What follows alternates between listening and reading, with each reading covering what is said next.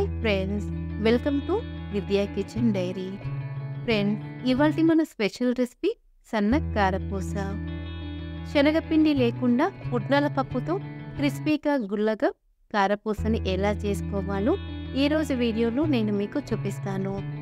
ఈ కారపూస ఎక్స్ట్రా క్రిస్పీగా క్రంచీగా చాలా టేస్టీగా ఉంటుంది. తక్కువ టైంలో సింపుల్గా క్విక్గా స్నాక్ చేసుకోవాలి అనిపించినప్పుడు ఈ రెసిపీని తప్పకుండా ట్రై చేయండి. మరి ఎంతో క్రిస్పీగా టేస్టీగా ఉండే ఈ కారపూసని సింపుల్గా చేసుకునే ఆ ప్రాసెస్ ఏంటో చూద్దామా? ఈ రెసిపీ కోసం ముందుగా 1 కప్పు పుట్నాల పప్పుని తీసుకోవాలి. గ్రామ్ వైజ్గా చెప్పాలంటే ఇది 250 గ్రామ్స్ వరకు ఉంటుంది. ఇప్పుడు ఈ పుట్నాల పప్పుని మిక్సీ జార్లోకి తీసుకోవాలి. ఇందులోనే 1/2 టీ స్పూన్ వాము, 1/2 టీ స్పూన్ జీలకర్రని తీసుకొని ఫైన్ పౌడర్లా గ్రైండ్ చేసి తీసుకోవాలి.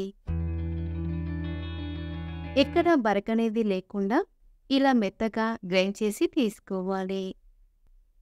ఇలా గ్రైండ్ చేసుకున్న పుట్నాల పిండిని జల్లించి తీసుకోవాలి. మనం సన్న కారపూసని చేస్తున్నాము కాబట్టి ఇలా జల్లించుకుంటే రవ్వరవ్వగా ఉండే పార్ట్ని తీసివేయచ్చు.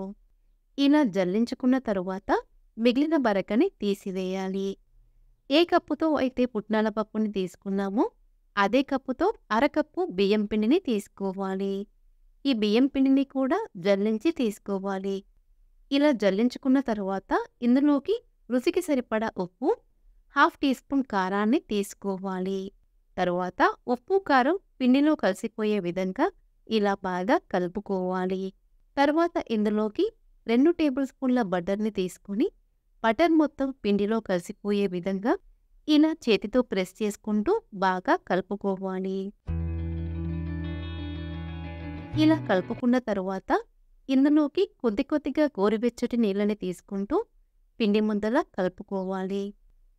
కారపూస కోసం పిండిని గట్టిగా కాకుండా కొంచెం సాఫ్ట్గా ఉండేలా కలుపుకోవాలి. అలా అని మరీ సాఫ్ట్గా కలుపుకోవద్దండి. పిండిని ఇలా కొంచెం సాఫ్ట్గా ఉండేలా కలుపుకుంటే చాలు.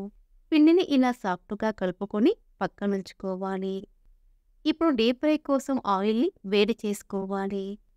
ఆయిల్ వేడయ్యేలోగా మురుకుల గొట్టంలోకి ఇలా చిన్న రంధ్రాలున్న బిళ్ళని తీసుకొని మురుకుల గొట్టానికి కొద్దిగా ఆయిల్ని అప్లై చేసుకోవాలి.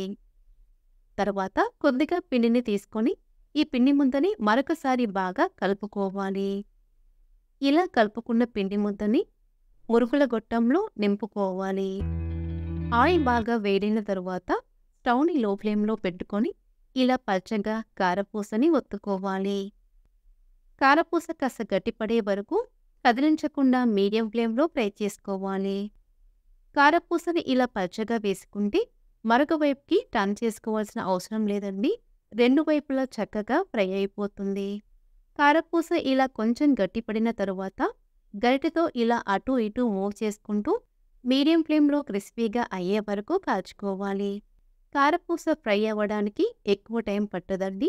ఎప్పుడైతే కారపూస క్రిస్పీగా అయ్యి ఇలా లైట్ గోల్డెన్ కలర్లోకి వస్తుందో అప్పుడు కారపూసని బయటికి తీసుకోవాలి.